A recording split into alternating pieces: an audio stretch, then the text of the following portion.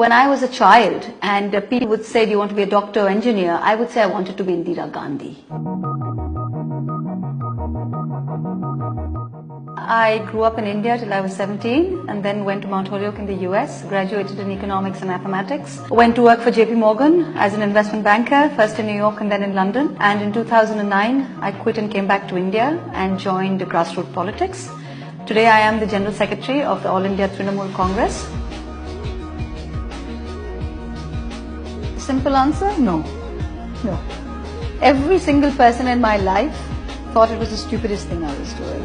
The only person who said go for it was my husband, last. He was the only person who said this is something you wanted to do. People take 5 years off and have a baby. People take 5 years off and, go travel. So if this is something you really want to do, just go for it. And if it doesn't work out, it doesn't work out. But you've got to give it a go. There are 3 M's in politics. And money is not one of the M's. The first is, it says there is a method. The second is myth.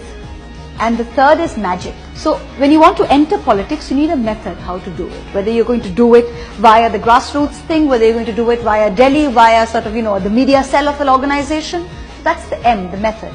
The second is the myth. Once you're in, you've got to create a myth. People have got to start talking about you, saying that, she's this, she's this, she's this, she can do that. To create the buzz, create the myth. The third is the magic. When you finally get into grassroots politics, you've got to go there and you've got to be able to identify and connect with people and have people identify and connect with you. And women should remember this, that it's possible. You've got to find your own combination of each of these 3 M's.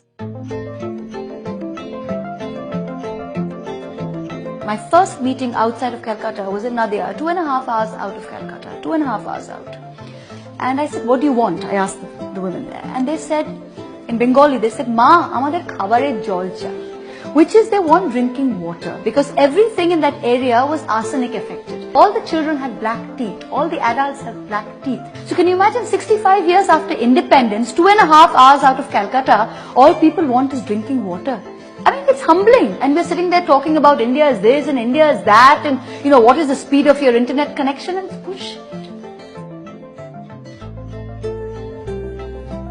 Women's issues are important, but all issues are important. So, when I'm talking about the poor, when you see absolute desperate poverty the way we see it, you can't go there and say you're man or woman. It's just a human being who's not getting enough to eat. So, yeah, women's issues are important, but before that, you've got to deal with just food, sanitation, roads, education. All of these issues are important for every single one of us. So women's issues are important. Of course, rape is important. Of course, women's education is important. Of course, women's empowerment is important. But I think in India right now, the bar is so low that you really have to start from scratch. And those issues encompass everybody. Of not having to conform to any idea of feminism.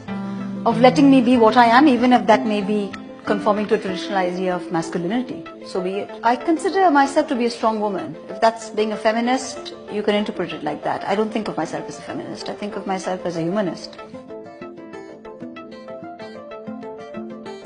In my past, in all of our pasts, if you're reasonably smart and you work reasonably hard, you do well. So at Mount Holyoke, you work reasonably hard, you did well, you'd get good grades. You start working in JP Morgan, you're reasonably smart, you work reasonably hard, you get promoted, you make more money, you get a better bonus. So 2 plus 2 in our world so far has always added up to 4. You come into politics, everything that you know, every frame of reference just dissolves. It's completely new. And you could be the smartest person, you could know much more than the person next to you, you could work much more than the person next to you. He or she could succeed and you could fail. So just this lack of control, your sort of no control over your own destiny is very unsettling. So I think that's the most difficult part in politics. My message to the youth of India would be just give up apathy. This chalta hai attitude that someone else is going to clean up. This is our country. This is you. This is me. We're all in this together. Nobody else is going to come and clean it up. And there's nothing that you can't do if you set your mind to it. I'm living proof of it. So take courage from that and have raw courage. Be brave. So if you're brave and you're not apathetic, I think the youth of India have the power to transform India.